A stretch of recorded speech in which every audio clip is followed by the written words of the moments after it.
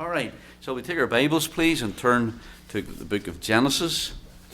And I think everybody's got the notes this morning.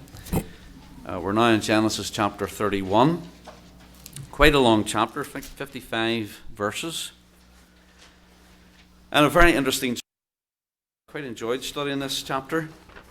And you'll see by your notes, we've got a page and a half to get through. I think we should get through it this morning. But I want us to read first three verses of Genesis. We'll read all of it as we go along, but let's just read the first three as we get started. In Genesis 31, in verse 1, "And he heard the words of Laban's sons, saying, Jacob hath taken away all that was our father's, and of that which was our father's hath he gotten all this glory. And Jacob beheld the countenance of Laban, and behold, it was not toward him as before. And the Lord said unto Jacob, Return unto the land of thy fathers, and to thy kindred, and I will be with thee." Now, just reading those first three verses, as you would read those verses, immediately you're struck with the sense that something's about to change here. First of all, he hears the sons of Laban criticizing them. They obviously tell their daddy. Laban's face, his countenance, was not as was before, and then the Lord speaks to Jacob. And so right off the bat, as we begin looking at this chapter, immediately you think to yourself, things have changed here, and there's going to be something that happens in this chapter, and there is. And so this chapter is about Jacob fleeing from Laban, and that whole story. Now, there are times in life when decisions must be made.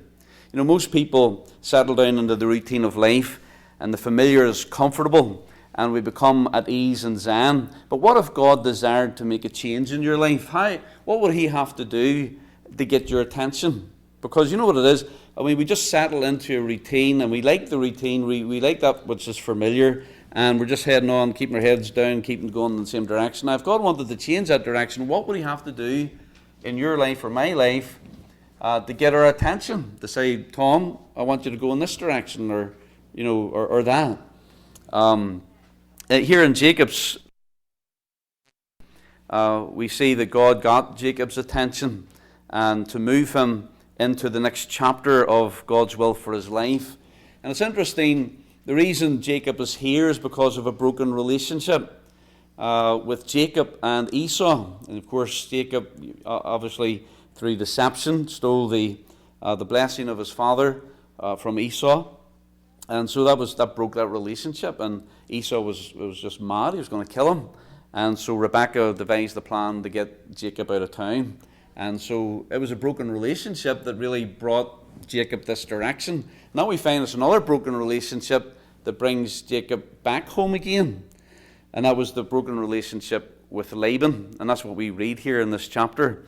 Now, the first broken relationship was Jacob's fault. He was the one that was involved in deception. But the second broken relationship was not Jacob's fault at all. Now, it's not to say that God always uses, undesirable circumstances to guide in your life, or broken relationships. We don't want broken relationships. But that was the case here with Jacob. So things are about to change. So in our notes, the first point is the concern of Jacob in verses 1 to 16. So as we read these first three verses, Jacob hears the criticism of Laban's sons, because obviously, if you look back at chapter 30 and verse 43, the man increased exceedingly, had much cattle and maidservants, men servants, and camels and asses. And so Laban's sons were, I think, envious. And they're thinking, well, all this stuff belongs to us. Why is Jacob got it? And so they started criticizing Jacob to Laban. And because of that, Laban obviously listened to them, and his whole attitude changed toward Jacob. That's unfortunate that happens. Laban should have went to Jacob and talked the thing out with Jacob. But here we find that Jacob beheld the countenance of Laban, and behold, it was not toward him as before. And so there's trouble here. Trouble is on the horizon, and Jacob knew it. But wherever there is trouble, God is near. And so in verse 3, the Lord said unto Jacob, Return unto the land of thy fathers and to thy kindred, and I will be with thee. And of course, Jacob laboured for Laban for 14 years for his daughters, and then another 6 years for the cattle. And of course, Laban 6 years ago, he was ready to go home right then. But God suffered him to continue on with Laban in order to basically become wealthy, or at least able to take care of his family. Obviously, they're a very large family. And it also may have been true that Esau was not conducive for Jacob coming back yet. And maybe God was just, it was providential that Jacob would continue another 6 years. But now it's time. And so he realizes there's trouble, and he hears from God to return to his family. Look at verse 4. Here we see Jacob holding a family conference with Rachel and Leah. In verse 4, and Jacob sent and called Rachel and Leah to the field unto the flock. Why did he call them out into the field? Well, walls have ears, and I guess tent walls had ears as well. Because you remember, these two families, there was all one family. And so there may have been somebody overhearing something that went back to Laban to tell Laban. And so Jacob was wise enough to call Rachel and Leah out into the field, and he sits down with them, and they're going to have this talk. So verse 5 said, and he said unto them, Ye see your father's countenance, that it is not toward me as before, but the God of my father hath been with me. And ye know that with all my power I have served your father, and your father hath deceived me and changed my wages 10 times, but God suffered him not to hurt me. If he said thus, the speckled shall be thy wages, then all the cattle bear speckled. And if he said thus, the ringstreak shall be thy hire, then bear all the cattle ringstreak. See what happened? So Laban would have said, okay, you're not the white, not the brown, the ringstreak, that'll be your, whatever lambs or goats are born that are ringstreak, you can have them. So then all the goats started having ringstreak babies, So Laban sees that. No. He says, right, you're going to have the speckle instead of the ringstreak. And so then when he changed it, then all the baby goats and were all. So God was with them, and so Laban was changing it. It's like he kind of had a moving target because he was dealing with God with it. Verse 9: Thus God hath taken away the cattle of your father and given them to me. And it came to pass at the time that the cattle conceived, that I lifted up mine eyes and saw in a dream, and behold, the rams which leaped upon the cattle were ringstreaked, speckled, and gristled. And the angel of God spake unto me in a dream, saying, Jacob. And he said, and I said, Here am I. And he said, Lift up now thine eyes, and see all the rams which leap upon the cattle are ringstreaked, speckled, and gristled. For I have seen all that Laban doeth unto thee. So in that dream, God was revealing to Jacob that really it was the hand of God that was prospering him. You remember earlier in the last chapter that he put these sticks in the ground that were peeled. And now I don't know if that had any influence upon the breeding, but I think more than anything it was the hand of God that was prospering Jacob. And it says there in verse 12, the last part, God says, For I have seen all that Laban doeth unto thee. God sees everything. His eyes are in every place, beholding the good and the evil. And he understood, God knows the truth about everything. And he could see what Laban was doing to Jacob, and he didn't like it. And so God was favouring and blessing Jacob, and was for Jacob even in his affliction. Verse 13, I am the God of Bethel, where thou anointest the pillar, and where thou vowest a vow unto me. Now arise, get thee out from this land, and return unto the land of thy kindred. And Rachel and Leah answered and said unto him, Is there yet any portion of inheritance for us in our father's house? Are we not counted of him strangers? For he hath sold us. Laban used his two daughters to get 14 years of work. And what they're about to tell Jacob, Leah and Rachel, is that their daddy didn't give them anything. There was no dowry. And he basically treated them like cattle. He treated them as a possession. And they didn't appreciate that. And so their loyalty went from their daddy to their husband. In verse 15, For he hath sold us and hath quite devoured also our money. For all the riches which God hath taken from our father, that is ours and our children's. Now then, whatsoever God saith unto thee, do. So first of all, in this conference with Rachel and Leah, it's interesting that Jacob just didn't go off and do his own thing. God had already spoken to him. But that didn't, in his mind, give him leave just to go ahead and make these plans without the consent of Rachel and Leah. And I think it was a very wise move on his part. I think it's a good thing, it's a scriptural thing for a husband to consult his wife, understanding really that the two are one, and that really the husband needs the understanding and support of his wife in everything really, but especially these big decisions. And so he went and talked to his wives concerning this. And of course in verse 14 and 15 we see the response of Rachel and Leah. And I think this was probably an awfully great relief and encouragement to Jacob to realize that his wives are basically on his side in this matter. And maybe he could guess what they were going to say, but I don't think he was really 100% sure what they would say or what they would, how their loyalties would lie. And so that was a great encouragement to Jacob, that they too were aware of their father's underhandedness and self-interest. And so they said to Jacob, "Whatsoever God hath said to thee, do." They were behind him. And that's always a great encouragement. If your family's with you and standing with you, it means everything. So here we have the concern of Jacob. He understands here's a problem. He's not going to get away from it. He's going to have to deal with it. And now God is moving him out. He gets his wives behind him, and so they're ready to move. Then point number 2, the escape of Jacob, verse 17 to verse 21. So as we read there, it says, "Then Jacob rose up and set his sons and his wives upon camels." I think that's an encouraging thing. I had a pastor friend who was preaching about the Christmas story, and when Joseph and Mary came to Bethlehem, and we always picture Mary on a donkey. Well, first of all, in the scriptures, it doesn't say there was a donkey. It may have been that both of them had to walk, but he made this point in that culture back then. This is his point, that probably Joseph was on the donkey and Mary was walking. Now, I sort of took that with a pinch of salt, but it's interesting here that Jacob didn't do that.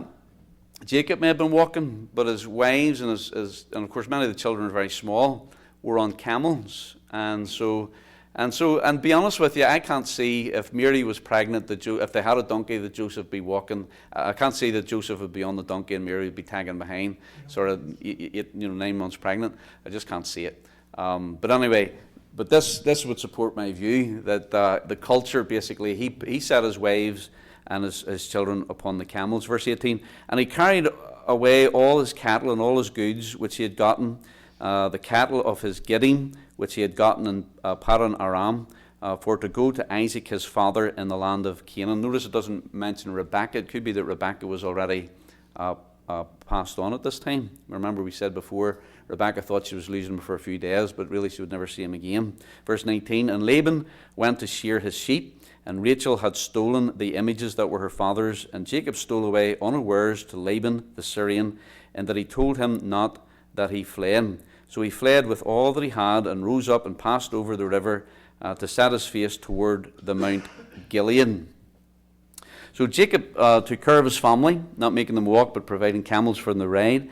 Jacob left silently to go back to his father Isaac's house in the land of Canaan. Now, why do you think he did that? Why do you think, and this is the center part of the whole story in a sense, he basically leaves unannounced. He doesn't tell Laban. He basically goes. Why do you think that happened? Verse 31 gives us the answer. We'll come to this later on, but verse 31, "Jacob answered and said to Laban, Because I was afraid. For I said, Peradventure thou wouldst take by force thy daughters from me." And Jacob was wise enough to understand, and that was the truth.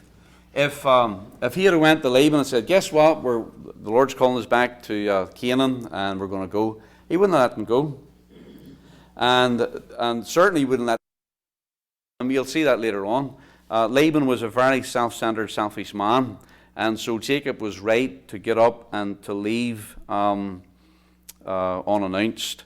Unfortunately, in that passage, it talks about Rachel, her stealing her father's idols, and of course, ultimately, that gave Laban an excuse to follow and to confront Jacob. But the escape of Jacob, 17 to 21. Then look at verse 22 to 25. We see the pursuit of Laban in verse 22. "And it was told Laban on the 3rd day." Now you remember over in chapter 30 it says that Jacob was about 3 days' journey from Laban. Now we're not sure if Laban was 3 days the opposite way from Canaan, or if he was 3 days north or 3 days south, or 3 days, we're not sure where exactly he would have been. But it was 3 days from the time that Jacob left out until Laban found out about it. So somebody actually had to travel and tell Laban. Laban's out shearing the sheep. He's busy, occupied. Maybe that's why Jacob did it at that particular moment, because Laban wouldn't have been snooping around. He's busy shearing the sheep. It could have been also that Jacob sent his sheep and his flocks further out toward Canaan, and then the family would basically catch up with those flocks, because when you're riding a horse or a camel, you can make relatively good time. But if you have wife and children, and especially flocks that you're herding along, then it slows you way up. So he may have, knowing Jacob, he probably would have done this, sent his flocks and the shepherds further out toward Canaan, and then when they left, they would have caught up with him a little bit. So when Laban finds out, he travels, and it takes him 7 days to get where Jacob is. So 7 plus 3 means that Laban caught up with him on the 10th day. So they're basically almost, they're actually at Mount Gilead, which is on the eastern side, basically just on the southern part of the Golan Heights, just on the eastern side of Israel before you come into Israel, on the eastern side of Jordan. So anyway, verse 23, and he took his brethren with him. Laban took his brethren with him. In other words, there's probably a clan, and these men were, they were probably armed to the teeth. They were not going for a family reunion here. He was going with strength. He had the ability to overcome Jacob, no doubt about that. And so he took his brethren with him and pursued after him 7 days' journey, and they overtook him in the Mount Gilead. So they caught up with him on the 10th day. Verse 24, and God came to Laban the Syrian in a dream by night, and said unto him, take heed that thou speak not to Jacob either good or evil. So Jacob's probably camped out on Mount Gilead. Laban comes up, and maybe his camp's a mile or so away. They're not going to get into it that night, so he makes camp. Jacob's camped, and it's all going to happen on the next morning. But that night, God speaks to Laban, and he warns Laban, you be careful what you do with Jacob. And I think also this has to do with God protecting his people. But God intervened here, and he says, don't say anything good or anything evil. So basically, you better just leave him alone. And I think also, let's go ahead and read our note there under verse number 3 there. But God intervened that night through a dream and warned Laban not to speak good or bad to Jacob, and certainly not to touch him. Verse 29. Look at verse 29. It says, It is in the power of my hand, Laban said to Jacob, to hurt, or to do you hurt. But the God of your father spake unto me yesternight, saying, take thy heed that thou speak not to Jacob either good or bad. And so he was coming to hurt. And God stepped in to prevent that from happening, and he warned Laban not to touch him. Now this does remind us how God protected Abraham. Remember in Genesis chapter 12 with Pharaoh, and then with Abimelech, and also Isaac with Abimelech. That God, in Abraham's case, God spoke to Pharaoh, and God spoke to Abimelech and warned him that Sarah was Abraham's wife. And of course that's what David was referring to in Psalm 105, verses 12 to 15. Touch not mine anointed and do my prophet. Like, just look back there at Psalm 105. We talked about this, I think, when we were talking about Saul. And David's speaking about Saul, touch not mine anointed and do my prophets no harm. And he goes back to, in Psalm 105, verse 12, it says, when they were but a few men in number, yea, very few, and strangers in it. This is what I'm speaking about, Abraham, Isaac, and Jacob. Verse 13, when they went from one nation to another, from one kingdom to another people, that would have been Abraham going into Egypt, or staying over with the Philistines, Abimelech, or with Jacob over in Laban's country. Verse 14, he suffered no man to do them wrong. Yea, he reproved kings for their sakes, saying, touch not mine anointed, and do my prophets no harm.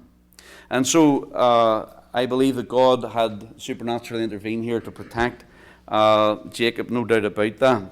Of course, Jacob didn't understand all that was taking place, but his trust, I'm sure, was in the Lord. Now, if we come down to verse 26,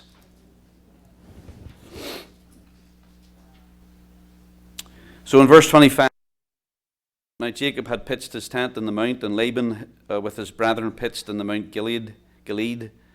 And Laban said to Jacob, What hast thou done, that thou hast stolen away unawares to me, and carried away my daughters as captives taken with the sword? Wherefore didst thou flee away secretly, and steal away from me, and didst not tell me that I might have sent thee away with mirth, and with songs, with tabret, and with harp, and hast not suffered me to kiss my sons and my daughters? Thou hast done foolishly. Now done foolishly in so doing. It is in the power of my hand to do you hurt. But the God of your father spake unto me yesternight, saying, Take thy heed that thou speak not to Jacob either good or bad. And now though thou wouldst needs be gone, because thou sore longest after thy father's house, yet wherefore hast thou stolen my gods? Now the next point here is the hypocrisy of Laban. And this is where we really see some things being revealed concerning these two men. Hypocrisy is not just a sin, it's an art. And it's the art of around. Laban was the one at fault here. For over 20 years, he was the one that had provoked the whole thing. He was the robber. He was the one who was coming by force. Yet he says to Jacob, What hast thou done? I think this is very insightful. He was the one in the wrong, and yet he's the one on the offensive. When he should be basically defensive, he should have been the one confessing his sin. He should have been the one trying to be reconciled and being sorry for the way that he had treated Jacob for 20 years, having changed his wages 10 times, and also to his daughters, and the way that he had treated his daughters. He was a very self-centered, selfish man. And even now he's coming with evil intent. He's coming to do them hurt. He's coming to rob Jacob of everything he's got and possibly steal his family back from him. And yet when he meets Jacob in verse 26, he says, What hast thou done? Jacob, you're the trouble. It was kind of like when the wicked king Ahab said to Elijah, He that troubleth Israel, speaking about Elijah as the troubler of Israel. Elijah wasn't the troubler of Israel. Ahab was the troubler of Israel. And it's hypocrisy it's an art. And I want you to look at Matthew chapter 7. Jesus dealt with hypocrites. And they were the ones in the... And yet they would point the finger at other people. Laban was the one in the wrong, and yet he points his finger at other people. The hypocrite will not acknowledge his own sin, but is very quick to point out the shortcomings of others, especially if he is in conflict with them. And so Laban is in conflict with Jacob, and he's got a mountain of sin on his side, but he's pointing out some things in Jacob's side which really weren't an issue at all, except for Laban. And in Matthew chapter 7, Jesus spoke about this in verse 1. He said, Judge not that ye be not judged. For with what judgment ye judge, ye shall be judged, and with what measure ye again. And why beholdest thou the mote that is in thy brother's eye, but considerest not the beam that is in thine own eye? Or how wilt thou say to thy brother, Let me pull out the mote out of thine eye, and behold, a beam is in thine own eye? Thou hypocrite, first cast out the beam out of thine own eye, and then shalt thou see clearly to cast out the mote that is in thy brother's eye. And when you read this story, Jacob may have had a mote, but Laban's got this telegraph pole sticking out of his eye. I mean, this is a definition of hypocrisy. But notice how smoothly he does it. In fact, even when you read through this, and he's saying, well, you stole away secretly from me, and he said, I wanted to send you away with mirth and song and tabret, and you haven't suffered me to kiss my son. And you feel sort of sorry for the guy. Yeah. I did when I was reading this. And then when I started really thinking about it, I thought, the rascal. He had me turned, and he was the one in the wrong.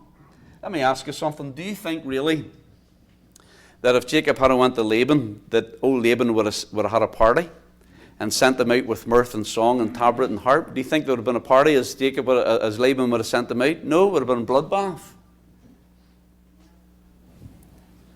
But you see, that is looking at his character, but he's coming across like, he's so smooth. Listen, hypocrisy is an art. It's an absolute art. And the other thing was 39, he said, verse 30. And now though thou wouldst needs be gone, because thou sore longest after thy father's house. And really, again, how does he know that? How did he know Jacob was longing after Isaac's house? I don't think really that was as much the problem as it was that he was just afraid of what was going to happen with Laban.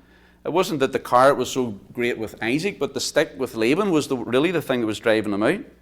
And he says, yet wherefore hast thou stolen my gods? Now this is where we're going to get into the stolen idols of Laban.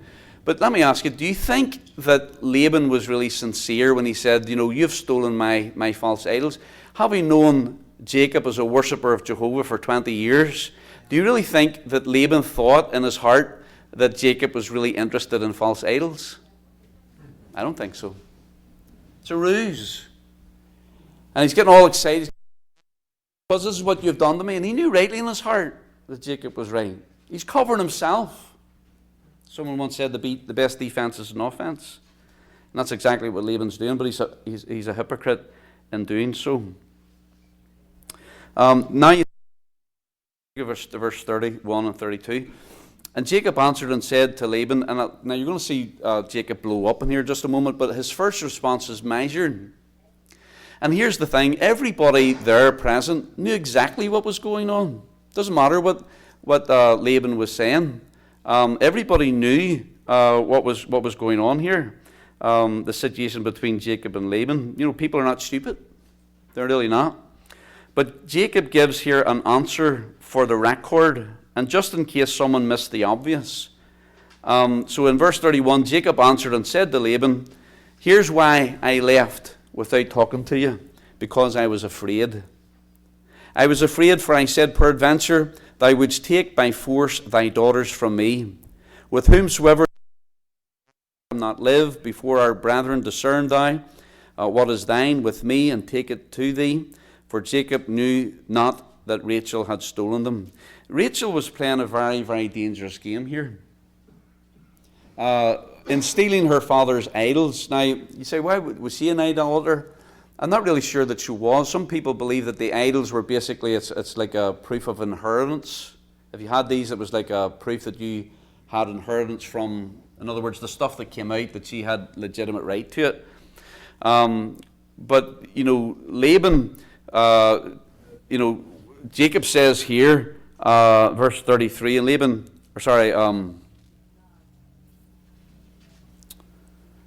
down later on, whoever has the idols, you can kill them. He didn't know Rachel had that. And of course, we're going to see in just a moment how Rachel hides them. But what if her father had found them? It was a very, very putting Jacob, her daddy, and herself in a very precarious situation. But anyway, Jacob gives an answer for the record here, and that he was afraid for his wives. And he doesn't mention the property, the goats and the sheep and the herds of cattle and so on. But look at verse 43. Was Jacob legitimate in that fear? Look at verse 43. Later on we'll see here that Laban answered and said unto Jacob, these daughters are my daughters, and these children are my children, and these cattle are my cattle. All that thou seest is mine. It's crazy. This guy's screwed up in his head. I mean, here's Jacob living with him for 20 years, and he made an agreement for these cattle, and Jacob worked hard for 20 years, and yet for all of that, Laban thought it all belonged to him. It's all about me.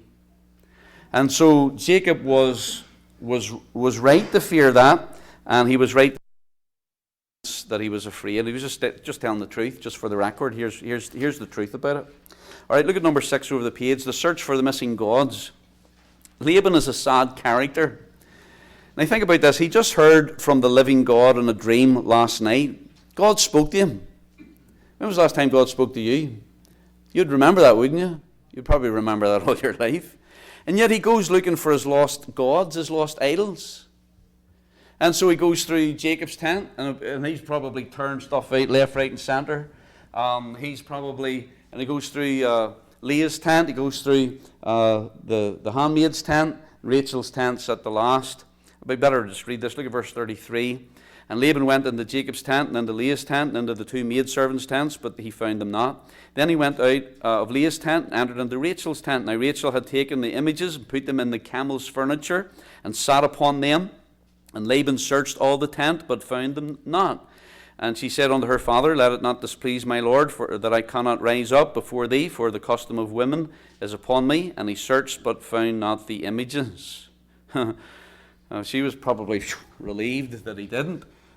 Jacob, he was innocent of the whole thing, didn't know a thing about it. But think of Laban. He just heard from God, and yet he's going to search for his lost idols, his lost gods, gods that were not even powerful enough to cry out from beneath the camel furniture, Laban, we're over here, come and get us. Dumb, blind and dumb and deaf gods that are impotent, have no power, and yet he follows these false gods. I'll be honest with you, I don't believe Laban was saved. He was not a follower of Jehovah. Although he knew about Jehovah, he was not a worshipper of Jehovah. The Bible is my take on it. So, and the thing about it is, we mentioned here, Rachel put herself and her husband and father in great jeopardy. What if Laban had found the idols? You know, what would that have done? And it would have been a disaster for Jacob. He said, just whoever has it, kill him. I don't think Laban would have killed Rachel, but it would have been it would have been bad. And, you know, when we sin, we know not the full devastating consequences of our actions. And it is only God's grace that delivers us. It was the grace of God that prevented Laban finding those things. But Rachel was wrong in what she did, and she got away with it, but, you know, just by the grace of God. Now look at verse 36. This is when it really heats up. Here we have the anger of Jacob. Verse 36, rode with Laban. Now wrath means you're hot. It means you're angry, and you're expressing that anger. And so he's having in Ireland we say he's having a Barney. He's having a fight now. He's been patient, and he's probably looked as he's been seeing his whole tent and possessions being torn apart. And old Laban's not just looking for his idols; he's looking for anything that belonged to him. And he could probably see his children's feet, little children. And could you imagine what the children were going through? These strangers, many of them coming into his tent and ripping all the stuff out. The little kids are probably terrifying. And so Jacob sees the look of fear upon his children's faces. And so now Jacob unleashes 20 years of frustration and anger upon Laban. Let's look at verse 36. And Jacob was wroth and chode with Laban. And Jacob answered and said unto Laban, What is my trespass? What is my sin that thou hast so hotly pursued after me? And I think that's a very important question. He basically is saying to Laban, you know, what is the problem here? What have I done wrong? What have I done wrong? What have I done to deserve this? And it's interesting, we find that question throughout the scriptures. When I read that, I was reminded of when David was sent by his father to bring food to his brothers when they were fighting in the valley of Elah. And old David comes down, parks the chariot, and brings the food to Eliab. And Eliab says, I know who have you left those few sheep with, and why are you here? I know the naughtiness of your heart. And it just let in on David. And David says, you know, what have I now done? What have I done? I haven't done anything wrong. But see, that's what hypocrisy does. Laban was the one in the wrong. Jacob was the innocent one. And yet Laban is lampooning and just going after Jacob. And Jacob put up with it, and he explained himself, and he was gracious, and he allowed Laban to come in and go through all of his stuff. But it got to a point where, let's see, you need to go around. Sorry, you have to go around the other way. That door's locked. They've got chairs there. So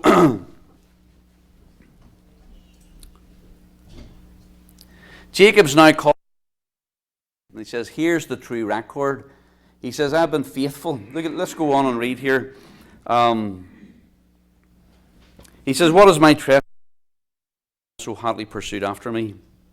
Verse 37, whereas thou hast searched all my stuff, what hast thou found of all thy household stuff? Nothing. Set it here before my brethren, thy brethren, that they may judge betwixt us both. You see, here, Jacob was such a righteous man, he was saying, look, it's not just that you have to believe me, let's bring the brethren in. Let's bring third parties in, and I'll be impartial. Let's see what they think about it, let them judge between us. Verse 38, this 20 years have I been with thee, thy ewes and thy she-goats have not cast their young, the rams of thy flock have I not eaten, that which was torn of beasts I brought not unto thee, I bear the loss of it, of my hand didst thou require it, whether stolen by day or stolen by night, thus I was, in the day the drought consumed me, and the frost by night, and my sleep departed from mine eyes. Thus have I been 20 years in thy house. I served thee 14 years for thy 2 daughters, and 6 years for thy cattle. And thou hast changed my wages 10 times. Except the God of my father, the God of Abraham, and the fear of Isaac had been with me, surely thou hadst sent me away now empty. God hath seen mine affliction and the labour of my hands, and rebuked thee yesternight. And so Jacob basically just unleashes here. But the thing is, he's telling the absolute truth. You know, the normal custom was, you know, if you're a shepherd and watching somebody else's sheep and a wolf comes and takes one of the lambs, the owner of the sheep bear the loss. It wasn't your fault. But Jacob had to bear it. It was all one-sided. He bore all the loss. He was the one going through all the trouble, and he was the one putting up with stuff. He was the one being afflicted, and Laban's got a case against him. It's just insanity. It's completely turned around. It's madness. And yet that's what Jacob is. And so he says, here's the true record. And he says, you know, if it was up to you, you would have sent me away empty. I'd have been your slave for 20 years, and I'd walk out here with nothing.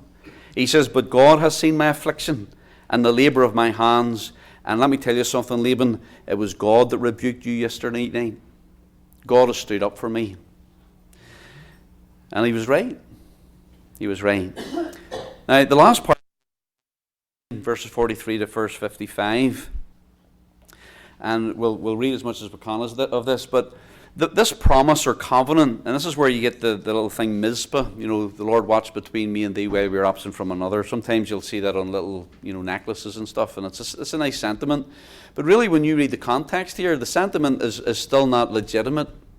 The promises and the covenant made between Laban and Jacob here are still skewed. It's still an unjust affair. You see, Laban was still accusing Jacob. We'll see this as we read it in here in just a moment. In fact, let's look at verse 43. And Laban answered and said unto Jacob, these daughters are my daughters, and these children. By the way, verse 43 gives it all away. He thought he owned these people. He says, these daughters are my daughters, these children are my children, and these cattle are my cattle, and all that thou seest in mine is mine. And what can I do to thee? What can I do this day unto thee? My daughters are unto their children which they have borne. Now therefore come thou, let us make a covenant, I and thou, and let it be for a witness between me and thee. And Jacob took a stone and set it for a pillar. So Jacob was all for this. He makes a pillar just like he did at Bethel. And Jacob said unto his brethren, gather stones. And they took stones and made an heap, and they did that eat there upon the heap. And Laban called Jagar. I practiced this last week, but I've forgotten it. And Jacob called it Gilead. And so Laban was using the Aramaic, and Jacob was using the Hebrew. And Laban said, this heap is a witness between me and thee. This day, therefore, was the name of it called Gilead, which means witness.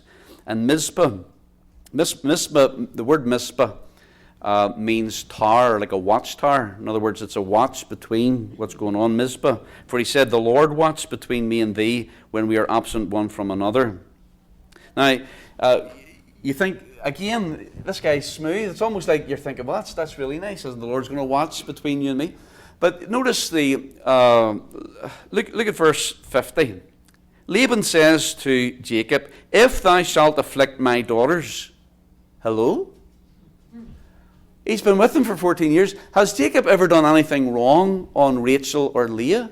No. If anybody was doing anything wrong, it would have been Laban. But Laban now accuses Jacob. If you do anything wrong, if you afflict my daughters, or if thou shalt hide my daughters, hello? He's got 4, and 4 is way more than enough. Way more than Jacob could handle. Do you think he wanted more? Did Laban actually truly believe that Jacob would have... He's accusing Jacob here. He says, God is witness betwixt me and thee. And Laban said to Jacob, behold this heap, and behold this pillar which I have cast betwixt me and thee. By the way, Laban didn't put up the pillar. Jacob put the pillar up. Jacob and his brethren put the pillar up. Verse 52, this heap be witness, and this pillar be witness, that I will not pass over this heap to thee, and that thou shalt not pass over this heap and this pillar unto me for harm. I'm going to tell you something. That was more in the interest of Laban than it was in the interest of Jacob. Verse 53, the God of Abraham and the God of Nahor, the God of their father, judged betwixt us. And Jacob swore by the fear of his father Isaac. Then Jacob offered sacrifice, and he was the only one, upon the mount, and called his brethren to eat bread, and they did eat bread and tarried all night in the mount. Now let me just read the note here. Laban was looking for a guarantee for the future. This covenant, because he's getting older and older, and weaker, and Jacob is getting, he's much younger, obviously, stronger, and he was basically guaranteed that when Jacob came to his senses, that he would not get his men together or his sons together and come back to Laban and bring vengeance on Laban for the wrong that, because Laban knew the wrong they had done to Jacob. And so this heap was a witness so that Jacob would not come back over it to do him harm. So he was basically, he looked at it as a guarantee for the future. But Jacob, on the other hand, looked at Mizpah as a closure on the past. Jacob alone made a sacrifice of thanksgiving for God's protection and deliverance. And now Jacob was free to close this unpleasant but necessary chapter of his life. And so when they had done there, then Jacob was saying, that's the end of it. And he looked at it as closure. There's no way he's going back there. And so he was just thankful to God. Now there's one last thing I want to show you here that I think is very, very poignant. Look at verse 55. And early in the morning, Laban rose up, and he kissed his sons and his daughters, and blessed them. And Laban departed and returned unto his place. You see, even though they had made this covenant, there was no reconciliation between Laban and Jacob. You know, when you go back, landed at the well, and he saw Rachel, and Rachel brought Jacob home. Laban was on him like white on rice. He was all over him. He was kissing him and courting him and being so nice to him. But did you notice in verse 55 there were kisses for his daughters and there were kisses for the grandchildren, but there were no kisses for Jacob. And I'm sure there was great in Jacob's heart that Laban did not acknowledge the wrong and repent. And as I said, Laban kissed, but for Jacob there was no kiss, no real reconciliation, no mending, no understanding, no making peace. And unfortunately, this is the experience of many of God's children. And Jacob had to leave it in God's hands, and so must we. It's one of, for me, in my experience as a Christian, it's the saddest thing that happens. It really is. When there's a broken relationship, especially with another brother or sister in Christ, and you do all you can to set it up for reconciliation. But it takes two to tango. And Laban wasn't willing. And he walked away. Never again in Scripture is Laban or his sons ever mentioned. They pass from the pages of Scripture here. Of course, the rest of the Bible is all about Jacob and his children. But that's the end of Laban, you know. But isn't it sad? I honestly believe that Jacob was the kind of man that if old Laban had to come clean, Jacob would have put his arms around him and kissed his neck, and there could have been reconciled and there could have been peace. And there's a wonderful thing when reconciliation takes place, but there's something missing, there's something just not right when those things can't happen. But what are you going to do? You can't make it happen. You can't make it happen. It takes two for reconciliation. And so what you have to do is just leave it in the hands of the Lord. Jacob did. He had to do it. He had to walk away. And so must we. And so this last note I think is important. Never again is Laban nor his sons mentioned in Scripture. He made the big mistake of not choosing Jehovah as his God, even though he knew about Jehovah. And I really believe that. I don't think his man was saved. There was no inkling of the Lord in his life at all. He chose deaf and dumb gods instead of the infinite, all-powerful creator of the universe. And then this is important. He traded his relationship with his daughters for financial and material gain. He sold his daughters. It's not like Jacob worked for 7 years and then that was a dowry that at least the daughters got to enjoy some of it. No, there wasn't a penny came to his daughters. They were mad about that. He traded his relationship for financial and material gain. He used his family to get treasure. He used them to get treasure, not really realizing that his family was the treasure. Because old Laban over there, I'm sure in his closing days would have liked to seen Rachel and Leah and would have liked to seen Reuben and all the rest of them, but he never saw them again. Very, very sad. He traded the wheat for chaff. He chose temporal things over eternal relationships. And so there's a lot to be learned in this chapter. And you know what you want to do? You want to come away from this chapter thinking, Jacob really got the rough end of the stick. He got the hard part of it. But you'd rather be a Jacob than a Laban any day. You'd rather be a Jacob than a Laban any day. And may that be our desire. Lord, thank you for how it teaches us. And Lord, may we be like Jacob. That even though we get the hardest part of it and even be criticized and maligned unjustly, Lord, help us to remember that many were. Jesus was, David was. And Lord, I pray that you'll help us, Lord, to always be honourable, to have integrity, to do what's right. And Lord, help us to be like Jacob, for we ask it in Jesus' name. Amen.